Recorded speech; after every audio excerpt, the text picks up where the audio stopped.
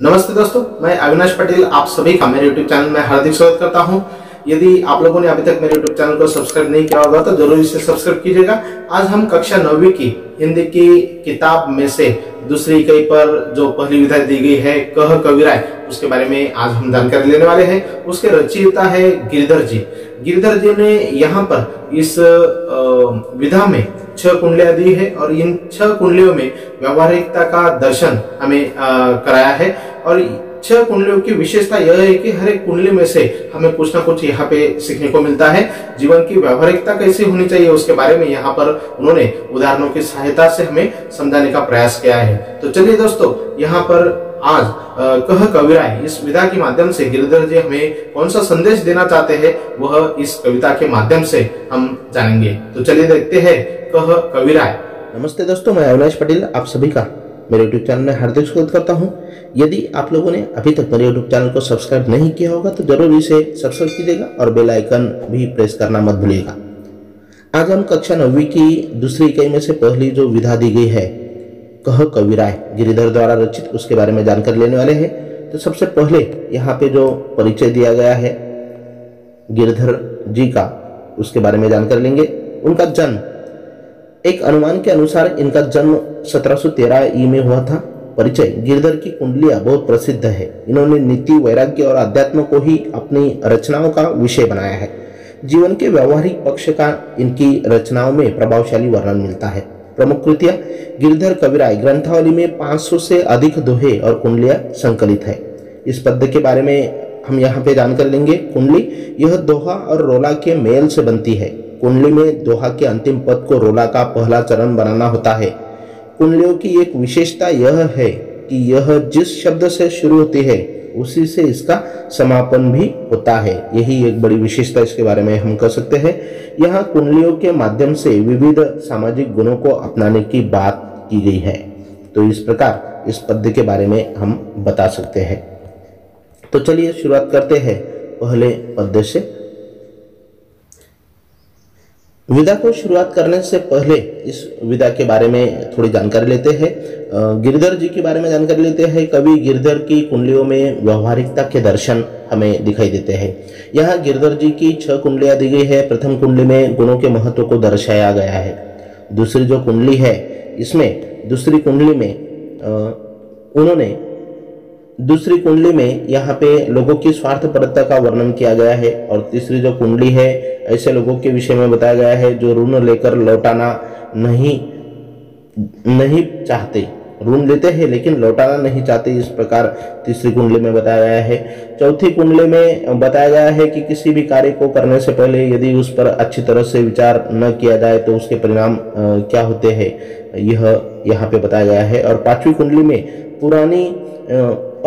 में पुरानी बातों को भुलाने का संदेश दिया गया है। अंतिम कुंडली में ईश्वर के स्मरण तथा परमार्थ पर बल दिया गया है। तो इस प्रकार यहाँ पे 5 कुंडलियां यहाँ पे दी गई है। कह कविराय गिरिधर नागर द्वारा रचित। शुरुआत करते हैं पहले पद्यांश से। गुण के गाहक सहस नर, बिन गुण लहे न कोय। गुण के गाहक सहस नर, बिन गुण लहे न कोय। जैसे कागा कोकिला, शब्द सुनय सब कोय। शब्द सुनय सब कोय, कोकिला सवै सुहावन। दो के एक रंग, काग सब भय अपावन। कह गिरिधर कविराय, सुनो हो ठाकुर मन के। बिन गुण लहे न कोय, सहस नर गाहक गुण के। तो इस प्रकार यह पहली जो कुंडली है इसमें बताया गया है कि गुण के गाहक सहस नर, बिन गुण लहे न कोय। हजारों लोग गुणी व्यक्तियों को पसंद करते हैं। बिन गुण लहे न कोय, गुणों के बिना कोई किसी को पसंद नहीं करता। जैसे कागा कोकिला, शब्द सुने सब कोय। जिस प्रकार कौवे और कोयल की बोली को सभी सुनते हैं पर कोयल सभी को अच्छी लगती है। शब्द सुने सब कोय, कोकिला सभय सुहावन। तो इनमें से कौवा और कोयल दोनों में से कोयल के शब्द सभी को अच्छे लगते हैं। कौवे और कोयल दोनों का रंग एक जैसा है। दो के एक रंग, काग सब भय अपावन। कह गिरिधर कविराय, सुनो हो ठाकुर मन के। बिन गुण लहे न कोय, सहस नर गाहक गुण के। यहाँ पे कविराय कवि गिरधर कहते हैं कि लोगों से कहते हैं कि मन की बात सुनो, गुणों के बिना कोई किसी को पसंद नहीं करता, हजारों लोग गुणी व्यक्तियों को ही पसंद करते हैं। यही उन्होंने पहली कुंडली में बताया है। उसके बाद दूसरी जो कुंडली यहाँ पे दी गई है, देखा सब संसार में मतलब का व्यवहार, जब लगी पैसा गांठ में तब लगी ताको यार, इस पूरे संसार को देख लिया है, सभी का व्यवहार स्वार्थ से भरा है, सभी का व्यवहार जो है स्वार्थ से भरा है। जब तक किसी के पास पैसा है तभी तक सब उससे मित्रतापूर्ण व्यवहार करते हैं। तब लागी ताको यार, यार संग ही संग डोले, पैसा रहा न पास यार मुख से नहीं बोले। यहाँ पे बहुत ही अच्छा उदाहरण यहाँ पे दिया है। पैसा पास होने पर सभी मित्र हर समय साथ रहते हैं, साथ साथ घूमते हैं, पर जब धन समाप्त हो जाता है तो वही मित्र मुख से भी नहीं बोलते। इसीलिए कवि गिरधर कविराय जगत का यही लेखा, करत बेगर जी प्रीति मित्र कोई बिरला देखा। कवि गिरधर कहते हैं कि इस संसार का यही तरीका है, ऐसे मित्र बहुत कम होते हैं जो स्वार्थ रहित प्रेम रखते हैं। यही इस पद्यांश के माध्यम से, इस कुंडली के माध्यम से कवि गिरधर जी हमें बता रहे हैं। तीसरी कुंडली, झूठा मीठे वचन कही ऋण उधार ले जाए, लेत परम सुख उपजे लेके दियो न जाए। झूठे व्यक्ति झूठा मीठे वचन कही, देखो झूठा व्यक्ति जो है ना मीठी मीठी बातें करता है और मीठी बातें करके पैसा उधार ले जाता है, ऋण उधार ले जाए, लेत परम सुख उपजे लेके दियो न जाए। देखो पैसा ले तो जाता है परंतु ऋण चुकाने की उनकी नीयत नहीं होती। लेके दियो न जाए, ऊंच अरु नीच बतावे, ऋण उधार की रीति मांगते मारन धावे। पैसा लौटाने का समय आता है तो विभिन्न प्रकार की बातें बनाते हैं। उधार लेने वालों का यही व्यवहार रहता है, पैसा वापस मांगते समय वे मारने दौड़ते हैं। कह गिरधर कविराय जानी रहे मन में रूठा, बहुत दिन हो जाए कहे तेरो कागज झूठा। कवि गिरधर कहते हैं कि ऋण लेने वाले मित्र मन में रूठे रहते हैं और जब बहुत दिन हो जाते हैं तो कहते हैं कि तेरे ऋण वाले कागज ही झूठे हैं। इस प्रकार यहाँ पे सत्य और सही परिस्थिति का वर्णन इस पद्यांश के माध्यम से, इस कुंडली के माध्यम से कवि गिरधर जी ने यहाँ पे की है। उसके बाद अगली जो कुंडली है नंबर 4 की यहाँ पे दी गई है, बिना विचारे जो करे सो पाए, पाछे पछताए, काम बिगाड़े अपनो जग में होत हसाए। जो व्यक्ति किसी भी काम को करने से पहले अच्छी तरह उसके परिणाम के बारे में नहीं सोचता, विचार नहीं करता, उसे काम बिगड़ जाने पर पछताना पड़ता है। जग में होत हसाए, चित्त में चैन न आवे, खान पान सन्मान राग रंग मन ही न भावे। उसका काम तो बिगड़ता ही है, संसार उस पर हंसता है, उसके मन को शांति नहीं मिलती, उसे खाना पीना नाच गाना मान सम्मान कुछ अच्छा नहीं लगता। कह गिरधर कविराय दुख कछु टरत न टारे, खटकत है जी माही कियो जो बिना विचारे। और कवि गिरधर जी कहते हैं कि ऐसे व्यक्ति के मन में हर समय दुख बना रहता है और वह दुख किसी भी तरह दूर नहीं होता। बिना विचार किए काम करने का दुख हर समय दिल में खटकता रहता है। यही उन्होंने यहाँ पे बताया है। बीती ताही बिसारी दे आगे की सुधी लेई, जो बनी आवे सहज में ताही में चित देई, ताही में चित देई। बात जोई बनी आवे दुर्जन हंसे न कोय, चित्त में खता न पावे। बीती ताही बिसारी दे आगे की सुधी लेई, जो बनी आवे सहज में ताही में चित देई। हे मनुष्य जो बीत गया उसे भूल जाओ और आगे आने वाले समय के बारे में सोचो। अभी इस कुंडली में कवि कह रहे हैं कि हे मनुष्य जो बीत गया है उसे भूल जाओ, अभी आगे आने वाले समय के बारे में सोचो। जो काम आसानी से हो सकता है उसी में ध्यान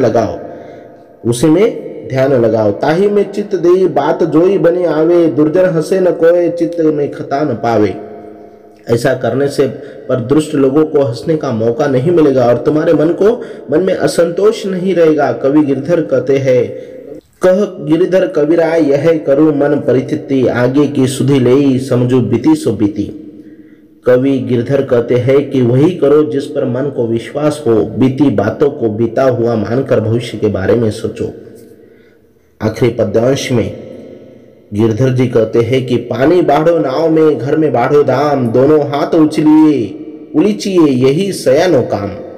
यदि नाव में पानी भर जाए तो उसे दोनों हाथों से बाहर फेंका जाता है। ठीक उसी प्रकार यदि आपके घर में धन बढ़ रहा हो तो मुक्त भाव से उसे समाज सेवा में लगा देना चाहिए। यही सयानो काम, राम को सुमिरन कीजिए, पर स्वास्थ्य के काज शीश आगे कर दीजिए। कह कवि गिरधर कविराय, बड़न की याही बानी, चलिए चाल सुचाल राखिए अपनो पानी। ठीक उसी प्रकार अपना धन बांटने के लिए वे कहते हैं, यही समझदारी है। यदि आवश्यकता हो तो परोपकार के लिए ईश्वर का नाम लेकर अपना सर्वस्व निछावर कर देना चाहिए। कवि गिरधर कहते हैं कि बड़े बड़े लोगों का कहना है कि हमें अपना आचरण उचित रखना चाहिए और समाज में अपनी प्रतिष्ठा बनाए रखनी चाहिए। हमें अपनी प्रतिष्ठा बनाए रखने के लिए वे कहते हैं।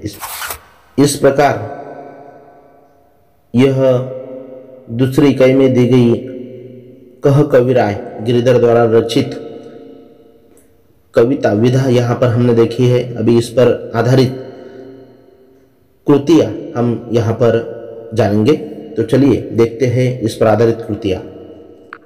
पद्यांश क्रमांक 1 सवाल दिया गया है, निम्नलिखित पठित पद्यांश पढ़कर दी गई सूचनाओं के अनुसार कृतियां कीजिए। गुण के गाहक सहस नर से लेकर करत बेगर जी प्रीति, मित्र कोई बिरला देखा, यहाँ तक 2 कुंडलियां इस पद्यांश में दी गई है और इस पर 3 कृतियां पूछी गई है। तो चलिए देखते हैं कृति नंबर 1 आकलन कृति, इस पर आधारित। उसमें पहला सवाल दिया गया है, आकृति पूर्ण कीजिए। कवि की दृष्टि से मित्र की परिभाषा, यहाँ पे एक आकृति दी गई है और उसमें हमें कवि की दृष्टि से मित्र की परिभाषा किस प्रकार की थी उसके बारे में लिखना है।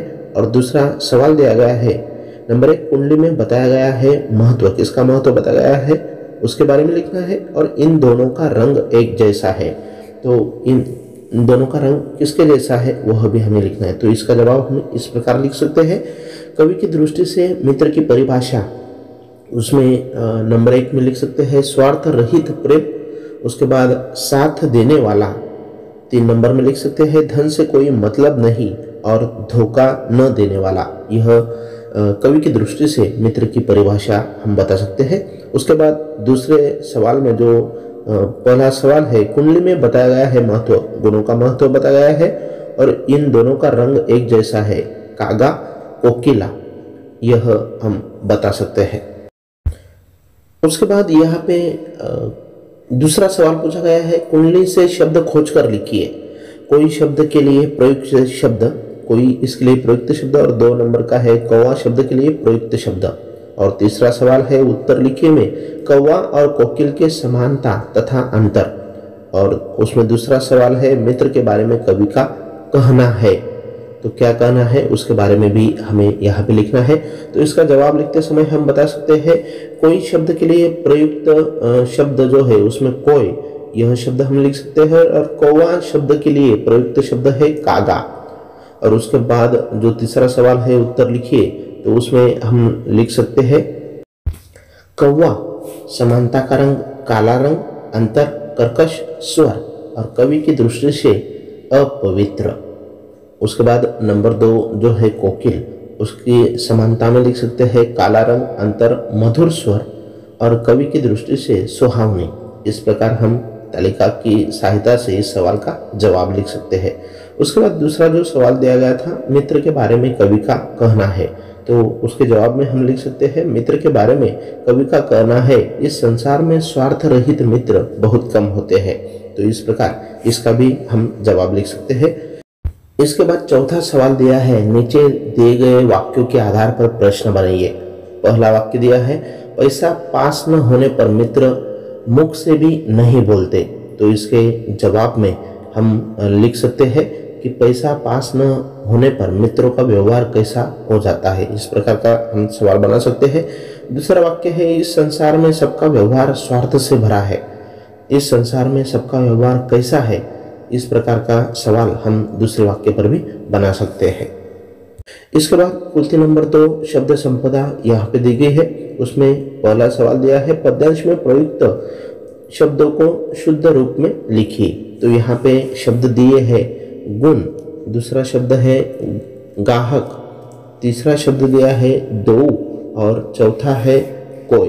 तो इस प्रकार 4 शब्द इसमें दिए हैं। इसके बाद दूसरा सवाल दिया गया है निम्नलिखित शब्दों के लिंग पहचान कर लिखिए। इसमें भी 4 शब्द दिए हैं, कागा, कोकिला, पैसा और प्रीति।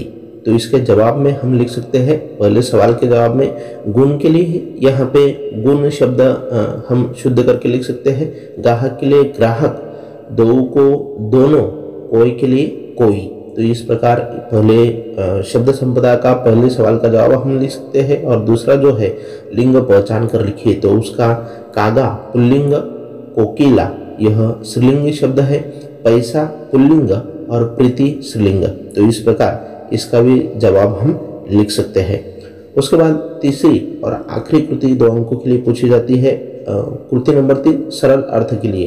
तो इसमें सवाल दिया है पद्यांश की आरंभ की 4 पंक्तियों का सरल अर्थ 25 से 30 शब्दों में लिखिए। पद्यांश की जो पहली 4 पंक्तियां हैं उनका भावार्थ हमें लिखने के लिए कहा गया है। तो उसके भावार्थ में हम कविता की सहायता से हमारे शब्दों में इस प्रकार लिख सकते हैं। हजारों लोग गुणी व्यक्तियों को पसंद करते हैं, गुणों के बिना कोई किसी को पसंद नहीं करता। जिस प्रकार कौवे और कोयल की बोली को सभी सुनते हैं और कोयल सभी को अच्छी लगती है, कौवे और कोयल दोनों का रंग एक जैसा है, परंतु कौवे को सब अपवित्र मानते हैं। तो इस प्रकार हम पहले 4 पंक्तियों का भावार्थ यहाँ पे लिख सकते हैं। अब दूसरा पद्यांश हम यहाँ पर देखेंगे, कुंडली क्रमांक 2, पद्यांश क्रमांक 2। निम्नलिखित पठित पद्यांश पढ़कर दी गई सूचनाओं के अनुसार कृतियाँ कीजिए। यहाँ पे झूठा मीठे वचन कहीं से लेकर खटकत है जी माही कियो जो बिना विचारे, यह 2 कुंडलियाँ इसमें दी गई है और इसकी सहायता से हमें अभी कृतियाँ सॉल्व करनी है। पहली आकलन कृति, इस प्रकार सवाल दिया है, आकृति पूर्ण कीजिए। बिना सोचे काम करने के परिणाम क्या होते हैं? तो नीचे दिए गए 4 बॉक्स में हमें बिना सोचे काम के परिणाम लिखने हैं। तो इस कुंडली की सहायता से, पद्यांश की सहायता से हम उसका जवाब इस प्रकार लिख सकते हैं। बिना सोचे काम करने के परिणाम, पहला परिणाम काम बिगड़ जाता है। उसके बाद दूसरा जग में हंसी होती है। तीसरा परिणाम किसी भी काम में मन नहीं लगता। और चौथा और आखिरी परिणाम पछताना पड़ता है। तो इस तरीके से हम यह आकृति पूरी कर सकते हैं। उसके बाद दूसरा सवाल दिया है, उत्तर लिखिए। और शब्द के लिए प्रयुक्त शब्द, वह जो मारने दौड़ता है, उसके लिए हमें यह 2 सवालों के लिए हमें जवाब लिखना है। उसके बाद तीसरा सवाल है, कवि के मतानुसार मनुष्य की विचारधारा स्पष्ट कीजिए। ऋण लेते समय मनुष्य की विचारधारा कैसी होती है उसके बारे में लिखना है और ऋण लौटाते समय उसकी विचारधारा कैसी होती है, दोनों के बारे में हमें यहाँ पे लिखना है। तो इसके जवाब में हम लिख सकते हैं, और शब्द के लिए प्रयुक्त शब्द है अरु, और दूसरा जो सवाल है उसमें वह जो मारने दौड़ता है, ऋण लेने वाला। तो इस तरीके से हम यह आकृति भी पूरी कर सकते हैं। तीसरा जो सवाल यहाँ पे पूछा गया है, ऋण लेते समय मनुष्य की विचारधारा, तो उसमें लिख सकते हैं मीठे वचन बोलना, झूठ बोलना, और ऋण लौटाते समय मारने दौड़ना, कागजों को झूठा बताना। इस प्रकार हम इसका जवाब लिख सकते हैं। उसके बाद चौथा सवाल यहाँ पे दिया गया है, सही शब्द चुनकर वाक्य फिर से लिखिए। झूठा व्यक्ति मीठे वचन बोलकर पैसा कपड़े उधार ले जाता है।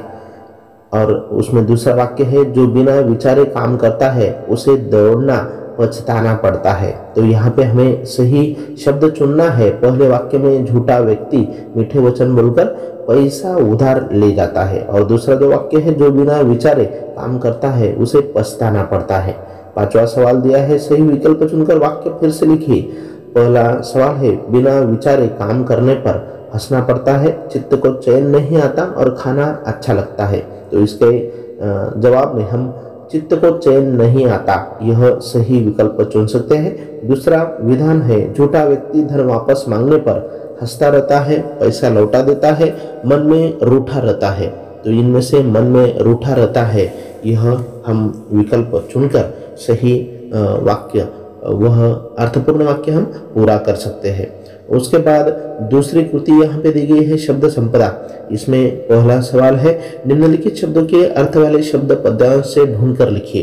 पहला शब्द है उत्पन्न होना, दूसरा है दौड़ते हैं, तीसरा बाद में और चौथा अच्छा लगना। और उसके बाद दूसरा सवाल है पद्यांश में प्रयुक्त शब्द युग्म लिखिए। इस तरीके से दो सवाल यहाँ पे दिए गए हैं। तो पहले सवाल में पर्यायवाची शब्द अर्थ वाले शब्द हम इस प्रकार लिख सकते हैं। उत्पन्न होना, इसके लिए इस पद्यांश में उपजय यह शब्द आया है।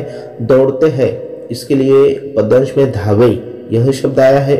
तीसरा जो शब्द पूछा गया है बाद में, इसके लिए पाछे, और अच्छा लगना के लिए भावे, इस प्रकार के शब्द आए हैं। और शब्द युग्म में पद्यांश में प्रयुक्त शब्द युग्म में पहला जो शब्द युग्म है खान पान, यह हम लिख सकते हैं, और दूसरा राग रंग। इसके बाद तीसरी और आखिरी कृति पूछी जाती है सरल अर्थ के लिए। पद्यांश की आरंभ की 6 पंक्तियों का सरल अर्थ 25 से 30 शब्दों में लिखिए। तो यहाँ पर इसका सरल अर्थ भावार्थ लिखते समय हम इस प्रकार लिख सकते हैं। झूठे व्यक्ति मीठी मीठी बातें करके पैसा उधार ले जाते हैं। पैसा लेते समय उन्हें बहुत आनंद है, परंतु ऋण चुकाने की उनकी नीयत नहीं होती। पैसा लौटाने का समय आता है तो विभिन्न प्रकार की बातें बनाते हैं। उधार लेने वालों का यही व्यवहार रहता है। पैसा वापस मांगते समय वे मारने दौड़ते हैं। कवि गिरिधर कहते हैं कि ऋण लेने वाले मित्र मन में रूठे रहते हैं, और जब बहुत दिन हो जाते हैं तो कहते हैं कि तेरे ऋण वाले कागज ही झूठे हैं। इस प्रकार हम इसका जवाब लिख सकते हैं। उसके बाद तीसरा पद्यांश कुंडली क्रमांक 3 यहाँ पर दी गई है। निम्नलिखित पठित पद्यांश पढ़कर दी गई सूचनाओं के अनुसार कृतियां कीजिए। आखिरी जो 2 कुंडलियां हैं, बीती ताही बिसरी दे से लेकर चलिए चाल सुचाल राखिए अपने पानी, यहाँ तक यह कुंडली पद्यांश दिया गया है। पहली कृति आकलन कृति में सवाल दिया गया है चौखट पूर्ण कीजिए। चौखट पूर्ण कीजिए के लिए एक सवाल है। इसमें पहला वाक्य है कवि के अनुसार बीती बातों को टिम्ब टिम्ब, वहाँ पे हमें लिखना है। नंबर 2 कुंडली में बताया गया है महत्व और दान देने से कम नहीं होता। तो इसके जवाब में हम लिख सकते हैं कवि के अनुसार बीती बातों को भुलाकर आगे के बारे में सोचना चाहिए, और कुंडली में बताया गया है महत्व परोपकार का और दान देने से कम नहीं होता धन। दूसरा जो सवाल है निम्नलिखित वाक्यों के आधार पर प्रश्न बनाइए। तो इसमें पहला वाक्य दिया गया है कुंडली से हमें प्रेरणा मिलती है कि हमें बीती बातें भुला देनी चाहिए। दूसरा वाक्य है जो बिना विचारे काम करता है उसे पछताना पड़ता है। तीसरा वाक्य दिया है नाव में पानी भर जाने पर दोनों हाथों से उसे फेंकना चाहिए। और चौथा दिया है बड़ों का कथन है कि धनी लोगों को अपना आचरण उचित रखना चाहिए। तो इन चारों ही वाक्यों पर आधारित हमें सवाल तैयार करना है। तो इस प्रकार हम सवाल तैयार कर सकते हैं। पहला जो वाक्य है कुंडली से हमें प्रेरणा मिलती है कि हमें बीती बातें भुला देनी चाहिए। इस पर हम कुंडली से हमें क्या प्रेरणा मिलती है, इस प्रकार का सवाल बना सकते हैं। दूसरे वाक्य पर जो बिना विचारे काम करता है उसे क्या करना पड़ता है, इस प्रकार सवाल बना सकते हैं। और तीसरा जो है नाव में पानी भर जाने पर क्या करना चाहिए, और चौथा बड़ों का क्या कथन है, इस प्रकार के हम सवाल बना सकते हैं। उसके बाद अगला सवाल है नंबर 3 आकृति पूर्ण कीजिए। बीती बातें भुलाकर यह करना चाहिए, और उसमें दूसरा है चित्त में परेशानी नहीं होगी। उसके बाद तीसरा सवाल है सयानों के काम। इसमें भी हमें 4 काम लिखने के लिए पूछे गए हैं।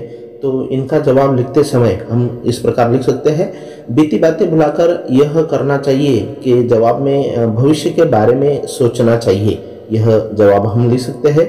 और चित्त में परेशानी नहीं होगी जब बीती हुई बातों को भुलाकर आगे कार्य किया जाएगा। तो इस प्रकार हम यह आकृति पूरी कर सकते हैं। इसमें तीसरा सवाल था सयानों के काम लिखिए। तो इसमें 4 काम हमें लिखने के लिए कहा गया था। तो इसमें लिख सकते हैं पहला ईश्वर का स्मरण करना, उसके बाद नंबर 2 परमार्थ में काम करना, अपना आचरण सही रखना, और चौथा अपनी प्रतिष्ठा का ध्यान रखना। तो यह 4 सयानों के काम हम इस पद्यांश की सहायता से लिख सकते हैं। उसके बाद कृति नंबर 2, शब्द संपदा में सवाल दिया है, निम्नलिखित शब्दों के दो दो अर्थ लिखिए। यहाँ पे पहला शब्द दिया है पानी, उसके बाद दाम, तीसरा है चाल और सयाना, तो इनके दो दो शब्द हमें लिखने हैं। जवाब लिखते समय हम इस प्रकार लिख सकते हैं, पानी के लिए जल और इज्जत, यह दो शब्द हम लिख सकते हैं। दाम के लिए मूल्य, कीमत और धन, और तीसरा जो शब्द है चाल के लिए गति और व्यवहार, यह दो शब्द लिख सकते हैं। सयाना के लिए वयस्क और समझदार, ऐसे दो दो अर्थ वाले शब्द हम यहाँ पे आकृति में लिख सकते हैं। इसके बाद आखिरी जो सवाल पूछा जाता है, कृति नंबर 3, सरल अर्थ लिखने के लिए पद्यांश की प्रथम 6 पंक्तियों का सरल अर्थ 25 से 30 शब्दों में लिखिए।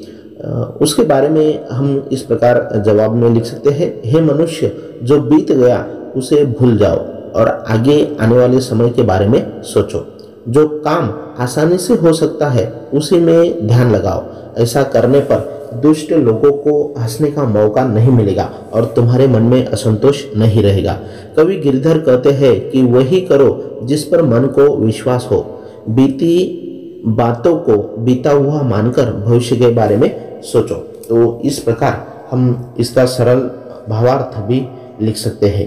तो दोस्तों, इस तरीके से आज हमने यहाँ पर दूसरी इकाई पर आधारित जो पहली विधा थी, कह कविराय गिरधर जी द्वारा रचित, उसके बारे में यहाँ पर आज हमने जानकारी दी है। उस पर पूछी जाने वाली कृतियां भी हमने यहाँ पर देखी है। यदि आप लोगों को यह वीडियो अच्छा लगा होगा तो जरूर अपने दोस्तों तक शेयर कीजिए और मेरे यूट्यूब चैनल को सब्सक्राइब भी कीजिए। धन्यवाद।